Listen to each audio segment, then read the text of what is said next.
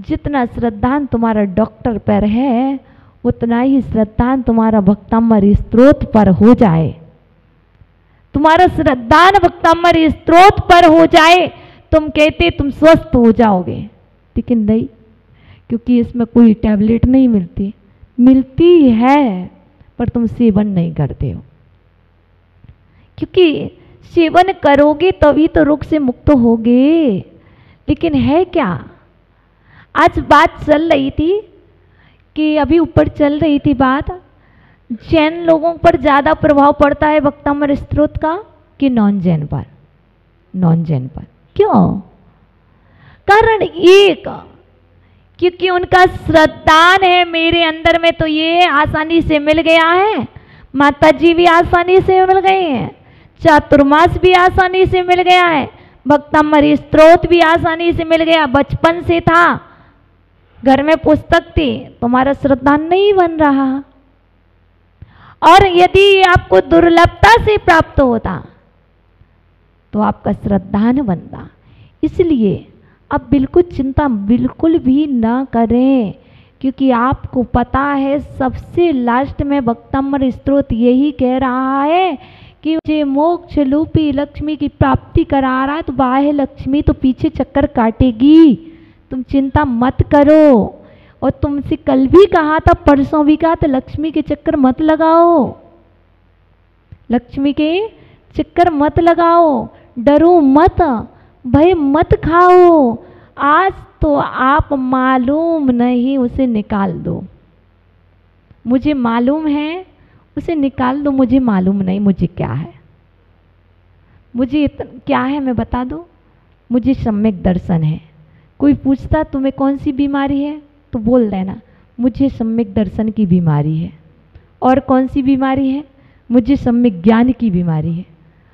आपसे पूछ रहा है ना कोई, अब बताइए ना, हम बताते हैं आपकी बीमारी का नाम, बोलो मुझे सम्यक दर्शन की बीमारी है ना, मुझे सम्यक ज्ञान की बीमारी है, मुझे सम्यक चारित्र की बीमारी है, मुझे भक्तामृत स्त्रोत पर श्रद्धान की बीमारी है, मुझे मानतुंग स्वामी पर श्रद्धान की बीमारी है, मुझे तप की बीमारी है, मुझे ऊनोदर की बीमारी है, मुझे अनशन की बीमारी है।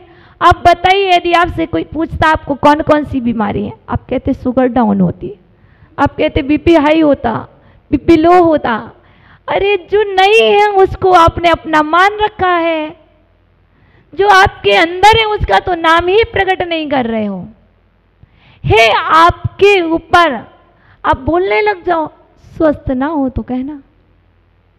देखो मैं सत्य कह रही हूँ, मैं जीवन जीती हूँ ना, किससे जीती हूँ? आपकी सोच से नहीं जीती हूँ, मैं आपकी सोच से जीवन नहीं जीती हूँ। लोग क्या कह रहे हैं, मैं अपनी सोच से जीवन जीती हूँ। मुझे बीमारी है पर कौन सी, बस ये अपने ऊपर डिपेंड है। मैं इन बीमारियों में नहीं जीती हूँ कि मुझे टाइफाइड है, सोचो नहीं, मुझे 48 काबों का फीवर है, मुझे रिद्धि मंत्रों का फीवर है। अब बोलो ना, क्यों नहीं बोलते? तो आप ऐसा विचार कीजिए, आपको जितनी जितनी बीमारी है उतने उतने मंत्रों को बोलिए कि मुझे नमोकार मंत्र की बीमारी लगी हुई है, मुझे आचार्यों की बीमारी लग गई है, ठीक हो जाओगे। है आपके ऊपर, सोच बदलना है। हमें आपको स्वस्थ करने के लिए कुछ भी नहीं करना, मुझे मात्र यहाँ पर आपके मन को स्वस्थ करना है, मन को भय रहित करना है। और डॉक्टर का काम है आपके मन को अस्वस्थ बनाना। सत्य कह रही हूँ। आज मैंने एक बार क्या हुआ, मैं आपको एक बहुत अच्छी बात बताती हूँ। देखो बहुत बिल्कुल सत्य बताऊंगी। एक डॉक्टर अंकल मिले मुझे, बहुत अच्छे, यहाँ के नहीं हैं। उन डॉक्टर से चर्चा चल रही थी, उससे पूछा भाई आप मुझे सही सही बात बताना कि एक डॉक्टर मुझे कुछ बताता, दूसरा कुछ बताता, तीसरा कुछ बताता। तो उन्होंने कहा माता जी एक बात बताओ, कौन होगा ऐसा जो अपना बिजनेस नहीं चलाना चाहता होगा? बताइए, कौन होगा ऐसा जो अपना बिजनेस चलाना नहीं चाहता होगा? सब तो सभी बताएंगे क्या? नहीं बताएंगे। डॉक्टर भी तो बिजनेसमैन हैं, उन्हें भी तो अपना घर चलाना है, उन्हें भी तो अपना परिवार चलाना। ही जरूरी नहीं है कि सभी डॉक्टर सही सही बात आपको बता दें, क्योंकि 50% डॉक्टर तो तुम बीमार नहीं होते हो, तुम्हें बीमार किया जाता है। पहले दवाई दी जाएगी 3 दिन की, कोई फायदा नहीं तो कोई साइड इफेक्ट नहीं, और मन में कह दिया जाएगा आपको ये वाली बीमारी है। सत्य है, बीमारी नहीं है, नहीं है, लेकिन मन के लिए बता दिया गया है आपको बीमारी है। और आपको कोई टैबलेट दे दी फार्मूले में, कह दिया 3 दिन तक लेना, 3 दिन बाद आप आराम नहीं लगे तो फिर आना। अब क्या हुआ, 3 दिन तक आपकी मेंटलिटी में चल रहा मुझे बीमारी है, अरे अभी तो कुछ नहीं हो रहा था, मेरे पैरों में दर्द नहीं था, तुम्हें पैरों में दर्द है? अभी तो नहीं था, लेकिन पैरों में दर्द और होने लगा। क्यों? मेंटलिटी चेंज हुई ना, साइकोलॉजी चेंज हुई और आप बीमार हो गए। और 3 दिन में आप इतने बीमार हो गए, पुनः से डॉक्टर के पास गए। अब वो डॉक्टर पुनः से क्या करेगा? जांच करेगा, ब्लड टेस्ट फिर से करेगा, फिर उसके बाद कुछ और बताएगा। ये सब चीज़ क्या है? तो हमारे अंदर में यदि कोई बीमारी आई है, एक तो होती है और एक नहीं भी होती, तब भी हम बना लेते हैं। इसलिए आज जिन्हें है भी और जिन्हें नहीं भी है, वो मात्र एक चीज करेंगे, मुझे बीमारी नहीं है तो वो ठीक हो जाएगी। कैसे? मन को स्वस्थ करने से। मन को स्वस्थ रखना। यदि आप सोचने लगो नहीं माता जी सारे डॉक्टर ऐसे हैं, हम कह रहे हैं ना एकांत नहीं है, अनेकांत है, और सभी लोग बीमार नहीं हैं, ये भी सही है। कुछ लोग बीमार हैं, ये भी सत्य है, क्योंकि हमारी बात को एकांत में नहीं लेना, अनेकांत से समझना। इसी तरह से हमारे पूज्य गुरुदेव कहते हैं, शरीर माध्यम खलु धर्म साधनम। यदि आपको धर्म की साधना करना है तो स्वस्थ होना बहुत अनिवार्य। कौन सा शरीर? आद्यम, आद्यम शरीर माध्यम, तो क्या निकलेगा? आद्यम शरीरम खलु धर्म साधनम। आद्यम मतलब आदि का। पहला कौन सा शरीर? औदारिक, क्योंकि शरीर कितने प्रकार के होते हैं? 5 प्रकार के। इसमें से पहला जो शरीर है औदारिक शरीर, ये धर्म का साधन है, और ये साधन से साध्य की सिद्धि होना है, तो आपको इसका ध्यान रखना होगा। तो पर ये श्रद्धान भी करना होगा, इस श्रद्धान भी करना होगा। दवाई इस शरीर को स्वस्थ कर पाए या ना कर पाए, वो तो मात्र निमित्त है। देखिए ये 38 नंबर काव्य है। सोमदत्त नाम का एक वीर पुरुष था, एक बहुत अच्छा सोमदत्त नाम था, और वह हस्तिनापुर एक वीरपुर नगर में रहता था। लेकिन हुआ क्या?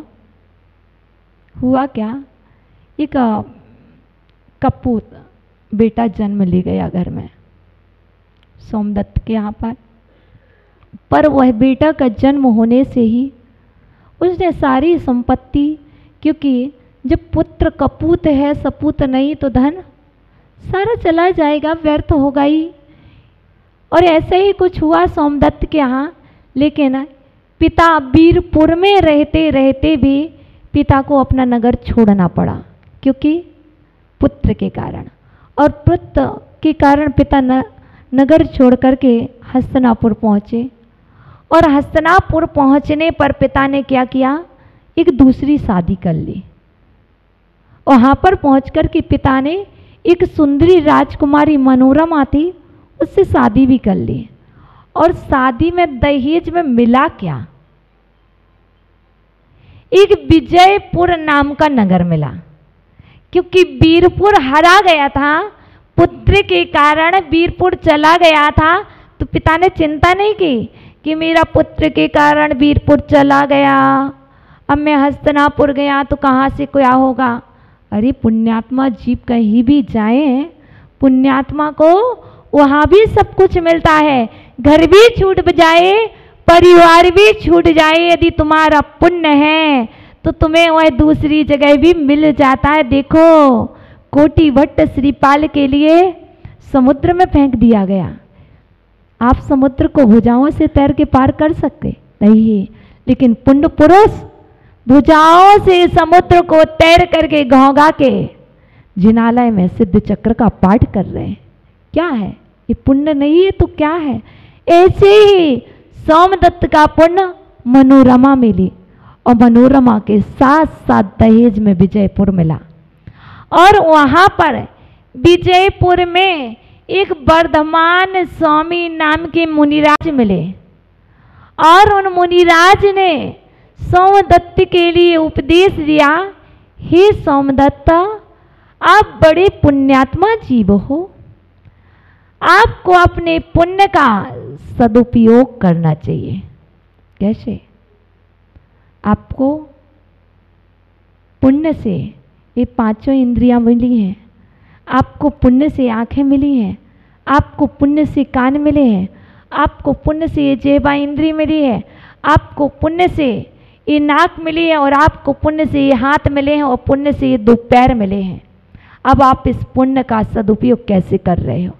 तो मुनिराज ने उपदेश दिया, हे सोमदत्त, आपको अपने पुण्य का सही सही ठीक ठीक उपयोग करना चाहिए। जी मुनीश्वर, उपयोग करना चाहिए, समझा नहीं। देखो आपको अपने पुण्य को और बढ़ाना चाहिए, पुण्य को गाढ़ा करना चाहिए। आप तो बहुत गाढ़े होते जा रहे हैं, समझ रहे हैं? आप तो बहुत मोटे होते जा रहे हैं, पर पुण्य मोटा नहीं हो रहा है। यदि आपको कुछ करना है जीवन में तो अपने पुण्य को मोटा कीजिए। क्यों? क्योंकि जीवन में संकट नहीं आएंगे, जीवन में बाधाएं नहीं आएंगी। आज आपका पुण्य है, सत्य है, ये परम सत्य कि आज आप यहाँ पर बैठे हो तो पुण्य के कारण बैठे हो।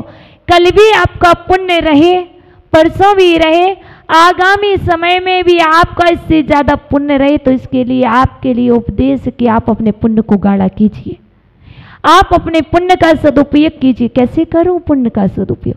विधान करा के करते हैं कुछ लोग, कुछ सिद्ध चक्र को करा करके पुण्य को गाढ़ा करते हैं, कुछ भक्तांबर को करा के पुण्य को गाढ़ा करते हैं, कोई चातुर्मास करा के पुण्य को गाढ़ा करते हैं, कोई 10 लक्षण को करा के पुण्य को गाढ़ा करते हैं। ये सब कुछ तो पुण्य को गाढ़ा करने की बात चल रही है। तो मुनिराज ने उपदेश दिया, हे सोमदत्त, आपको प्रतिदिन भक्तांबर स्तोत्र के 38 नंबर काव्यकार रिद्धि मंत्र सहित पाठ करना चाहिए। क्यों? आपको अभय यही दिलाएगा। अभय मतलब मृत्यु के मुख से यदि कोई बचाएगा तो आपको ये 38 नंबर का काव्य आपको अभय दिलाएगा। जहाँ पर आपको कोई भय से बंदी बना ले, मरण के भय से आप मरण के मुँह में जाएं, तब भी आपकी रक्षा करेगा। तो ये काव्य करेगा। इसी तरह आपकी रक्षा हम नहीं कर पाएंगे, आपकी रक्षा आपका परिवार नहीं कर पाएगा, आपकी रक्षा आपकी समाज नहीं करेगी, आपकी रक्षा आपका पुण्य करेगा, आपकी रक्षा आपकी आत्मा करेगी, आपकी रक्षा आपका श्रद्धान करेगा। इसलिए आप अपनी रक्षा स्वयं करें। रक्षा कवच आपके पास है, बीमारी का कवच आपके पास है, और निरोगी होने का रक्षा कवच भी आपके पास है। हम तो मात्र निमित्त हैं, उपादान तो आपके अंदर में है।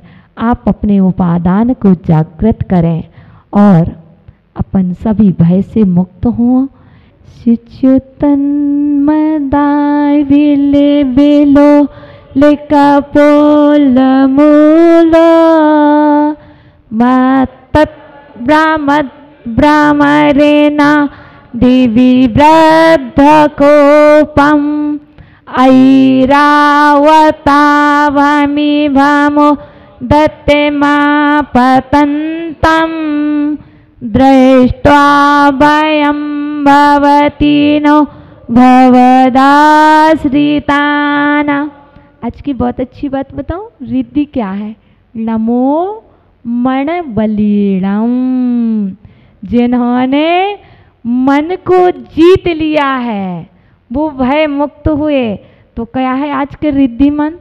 ओम ह्रीम रहम नमो मन बलीणम ज्रोम ज्रोम नमः स्वाहा। आज की जाप जो सिद्धि मंत्र, इसका जाप अनुष्ठान करते वो मंत्र है ओम नमो भगवते शत्रु विजय रण ग्रामे ग्राम ग्रीम ग्रूम ग्रह नमो नमः स्वाहा। क्योंकि युद्ध क्षेत्र में गए हो, हाथी आ गए हैं और अभी वर्तमान में यूँ तो हाथी मिलते नहीं हैं तो आपको भय होता नहीं है। लेकिन फिर भी आपको बता दें, आज लोग कहते कि ये तो हाथी से भय मुक्ति दिलाएगा। नहीं, आप देखो आज परमाणु बम, आज बारूद के गोले, आज हाथी नहीं आ रहे नगर में, पर आज हाथी के स्थान किसी दूसरे ने बारूदों ने ले रखा है। आज उनसे भय मुक्ति दिलाने के लिए भी एक काव्य का यूज कर सकते हैं। क्योंकि आज के समय में वर्तमान में कोई और युद्ध नहीं हो रहे हैं, कोई हाथी नहीं आ रहे, मद नहीं झर रहे हैं, लेकिन व्यक्ति के अंदर एक मद झर रहा है। वो तो यहाँ पर जो भी भय हो, संपूर्ण भयों से मुक्ति दिलाने वाला काव्य है। अब बिल्कुल निर्विकल्प होकर कि जैसा भी भय हो, चाहे स्वप्न में डर लगता हो, बच्चे को डर लगता हो, बड़ों को डर लगता हो, मात्र कि ना मेरे पास रक्षा कवच है। जैसे माँ क्या करती है, नजर उतार देती है। अब कहती है तुम स्वस्थ हो गए, नजर नहीं लगी, नजर नहीं लगी। ऐसे ही तुम बच्चे को सुना देना 3 बार और कह देना देखो तुम्हें भी नजर नहीं लगी है, देखो तुम्हारे पास रक्षा कवच है भय से मुक्ति दिलाने वाला, तुम्हें भी नजर नहीं लगी है। इसलिए श्रद्धान से पढ़ना और तुम भय मुक्त होगे। आज सिर्फ इतना ही। हम सभी दोपहर में फिर पुनः मिलेंगे, तब तक के लिए ओम नमः।